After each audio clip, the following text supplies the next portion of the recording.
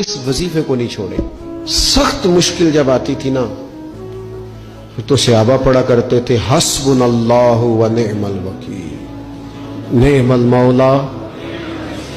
پڑھیے گا حسبنا اللہ و نعم المولا و نعم النصیر. اس کا معنی بڑا خوبصورت ہے.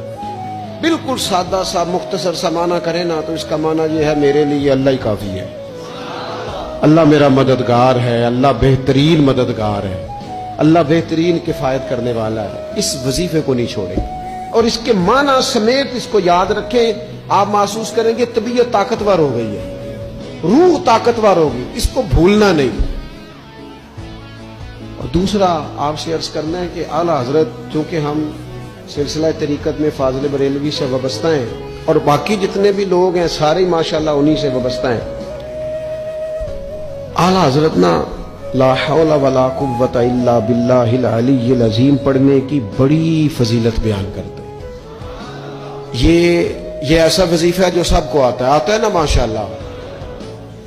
نبی پاک علیہ السلام نے فرمایا یہ اللہ کے عرش کے خزانوں میں سے خزانہ ہے. اعلیٰ حضرت فرماتے ہیں 99 دفعہ پڑھو لا حول ولا قوت الا باللہ العلی العظیم. فرمایا اللہ تعالیٰ تمہیں 99 بیماریوں سے شفا دے گا اور اس میں سب سے چھوٹی بیماری ٹینشن کی بیماری ہے.